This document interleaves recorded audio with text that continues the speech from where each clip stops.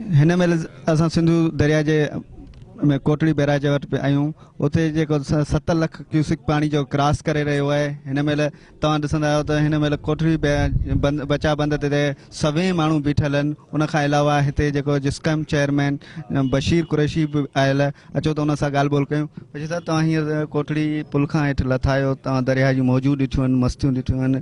हीअ शहर दरिया ॾिसो वणंदड़ आहे, जिते त नुक़सान बि कई आहे, उते वणे बि थो। तव्हां हिन कीअं था ॾिसो? दरिया शींहं जूं मौजूं ॾिसी दिलि त हक़ीक़त में वॾी ख़ुशि पई थिए त तक़रीबन इलाहिनि सालनि खां पोइ सिंधु दरिया जूं ही मौजूं असां ॾिठियूं आहिनि। हिते जेका तबाही थी आहे, जेके लखे माण्हू दरपदर थिया आहिनि, जिन जा ॻोठ लुड़ी विया आहिनि, सामान लुड़ी विया आहिनि, बच्चा ॿार लुड़ी विया आहिनि, उहे आउं चवां थो त इंतिज़ामिया जे हुकूमत जी नाहाली, ग़फ़लत, लापरवाही जे करे लुड़िया आहिनि। सिंधु दरिया त हिन खां ॿीणो पाणी बि दरिया जेको आहे सो बादशाह खणी सघे थो, पर जेके मथे कट लॻा आहिनि, ॿुधण में पियो अचे, चवनि पिया, मीडिया ते आयो आहे त हथ सां हयां विया। न त सिंधु दरिया जी छाती एतिरी त वसी आहे जो हितां हिन खां ॿीणो टीणो चौणो पाणी बि गुज़री चुको आहे तारीख़ में। हींअर जेके ॿोॾि मुतासिरीन जकमाबाद, ठुल, गोसपुर ऐं ॿियनि इलाइक़नि खां जेके कराची वञनि पिया, उन्हनि ते राति फायरिंग थी आहे। तव्हां इन खे फायरिंग खे कीअं था ॾिसो? इहा बदमाशी आहे त धरती धणनि खे हिसाइजे, त जीअं अॼु हे लखे माण्हू दरपदर थिया आहिनि, लखे माण्हू पंहिंजा घर, पंहिंजा मकान छॾे जेको आहे सो दरपदर थिया आहिनि। ही धरती त उन्हनि जी धरती आहे, उन्हनि खे किथे बि कहिड़े हंधि बि वेहण खां दुनिया जी का बि ताक़त रोके नथी सघे। पर ही असांखे डिॼारीनि था, ख़ौफ़ज़दा था कनि त जीअं माण्हू शहरनि ॾांहुं रुख न कनि। छो त शहरनि ॾे वरी ज़िंदगी आहे, जेको आहे रोज़गार आहे, ज़रिया आहिनि, फैसिलिटीज़ आहिनि, उहे सिंधी माण्हुनि खे न मिलनि। आउं चवां थो कराची, हैदराबाद समेत सॼी सिंध सिंधियुनि जी आहे, उन जा वारस सिंधी आहिनि। दुनिया जी का बि ताक़त उन्हनि खे रोके नथी सघे। ऐं कराची बि सिंध जी दिलि आहे, सिंधियुनि जो शहरु आहे, ऐं सिंधी ला धड़क अची उते आबाद थियनि। बाक़ी चइनि ठकावनि सां को सिंधी पंहिंजी धरती छॾे कोन वेंदा। हिन दरिया जूं गजगोड़ूं उनमें बि माण्हू वेठा आहिनि।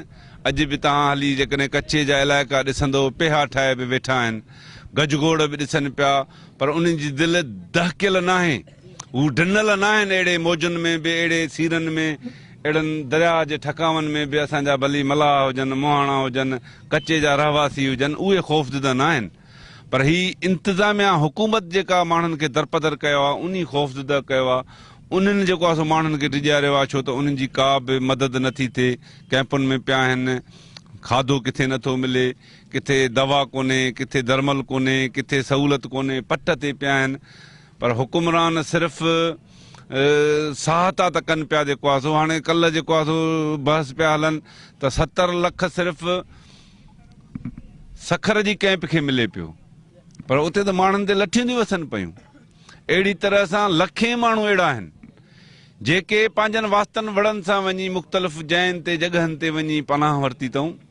उन्हनि खे त कुझु बि इमदाद नथो मिले। अहिड़ा साहिब हैसियत माण्हू तमामु घणा आहिनि सिंध जा। जेको आहे सो लखे माण्हू जेके कैंपनि में पिया आहिनि, उहे बीमारियुनि में वतल आहिनि। हुकूमत खां अलावा सिंध जे सभिनी मुहबे वतन माण्हुनि खे, सिंध जे सभिनी घण घुरनि खे, सिंध जे सभिनी हुकुमराननि खां वठी हर मकतबे फ़िक्र जे माण्हुनि खे, जेके साहिब हैसियत आहिनि, उहे विख वधाए पंहिंजनि खे गले सां लॻाइनि ऐं उन्हनि खे इहो अहसासु न ॾियणु ॾियनि त बाबा तव्हां जेको आहे सो पंहिंजा घर घाट छॾे अॼु मुसाफ़िर बणिया हो, पर सिंध तव्हांजी आहे।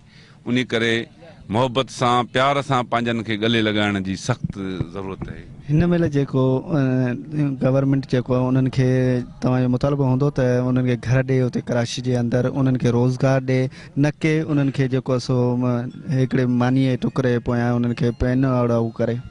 हा, असां चऊं था त ही धरती जा वारस आहिनि। ही जो कैंपनि में धिका खाईंदा वतन, सिंधी माण्हू लॼपाल आहिनि, उन्हनि लखे माण्हू खाराया आहिनि। हुन जूं नियाणियूं उन जा बच्चा ॿार ईअं कैंपुनि में पनाहगीरनि वांगुरु पिया आहिनि पंहिंजी धरती ते। इहा ॾाढी तकलीफ़ ॾियण वारी ॻाल्हि आहे।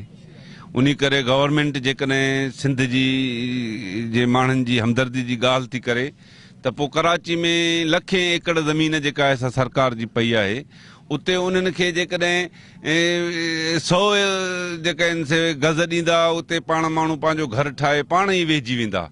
कैंपुनि जी बि ज़रूरत न पवंदी, माण्हू मज़दूरी बि कंदा, खाईंदा बि, जेके साल 2-4 साल वेठा हूंदा या उते रही था पवनि। उनजी धरती आहे जेको आहे सो इहो इंतज़ाम गवर्नमेंट खे करणु खपे। उहे जेकॾहिं उते इलाही ज़मीनूं ईअं पयूं आहिनि, उते माण्हुनि खे विहारींदा त माण्हू पंहिंजो घर बि पाण ठाहे वेंदा। माण्हू काना खणी बि पंहिंजो घर, पंहिंजी उघड़ पंहिंजी ढके वेंदा। घटि में घटि कैंपुनि खां वधीक उते इज़त ऐं शान सां पोइ जेके बि 5 ॾींहं वेहनि, 5 महीना वेहनि, उहे उते इज़त सां जेको आहे उन्हनि खे विहारणु जेकॾहिं गवर्नमेंट चाहे थी त भली खेमा हणी ॾे, भली आरज़ी घर ठाहे ॾे, भली 5000 रुपया सिर्फ़ु ख़र्चींदो कखा ऐं घर ते। सिंधी माण्हू ऐं झूपड़ियुनि में रहिया आहिनि, 5000 में हुननि जा घर ठही वेंदा ऐं शहर अॾिजी वेंदा। जेको आहे गवर्नमेंट करे, गवर्नमेंट दावा करे थी त ॾींदासीं, बाबा ऐलान कयो छड़ो माण्हुनि खे प्लाट ॾियो, माण्हू पाण वञी ठाहींदा।